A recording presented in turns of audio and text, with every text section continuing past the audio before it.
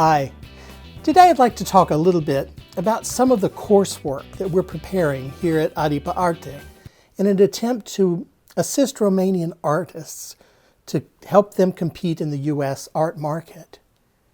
The idea is for us to raise money to offer Romanian artists grants, residencies, exhibition opportunities, exposure, and educational opportunities.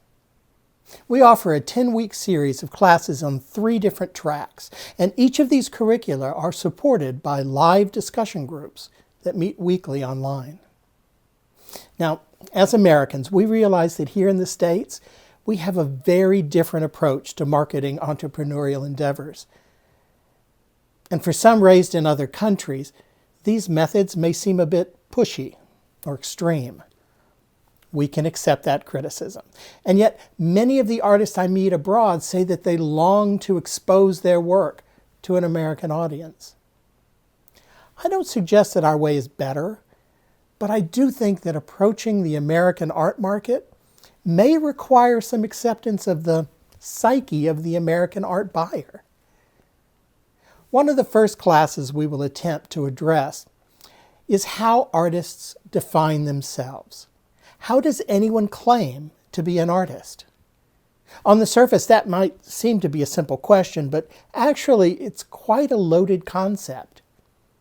I've spoken with many artists from outside the United States who come from environments where people are not considered to be artists unless and until they have completed extensive training programs, schools, or apprenticeships. Here, and as far as the buying public is concerned, anyone who says they're an artist is an artist. Personally, I also believe that to be true. That's where I come from in my own artistic journey.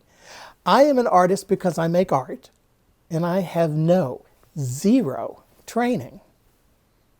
Well, part of me is proud of that pioneering spirit, that entrepreneurial drive and self-determination that allows me to boldly declare that I am an artist.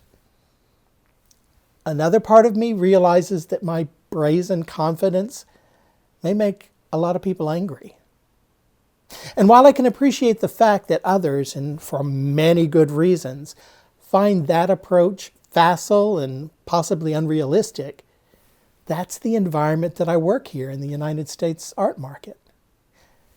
Don't misunderstand me. I value and I look up to those who have that vast training and experience in art.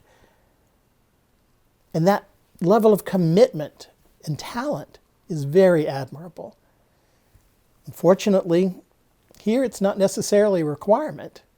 I was chatting with an artist I know from Venezuela who does have that background and training in art, and he told me that it is so much easier to make a living from art here in the United States, expressly because you can shave years off your art career simply by saying you're an artist and getting on with the work. Even though all of his training, all of his experience tell him differently, he must compete in a market with others who are considered to be his equals as artists. Others who have not done that preparatory work that he has done. Others who have not earned that right to have that title. So as we begin our coursework in how to approach art as a career, it is not too simplistic to ask yourself, am I really an artist? And I would encourage you, regardless of your training and your pedigree, to answer that question with a resounding, unwavering yes. I am an artist. And the next hurdle for many of us who declare ourselves to be artists is the more frightening question. Am I good enough? Let's address that more complex question in the next segment.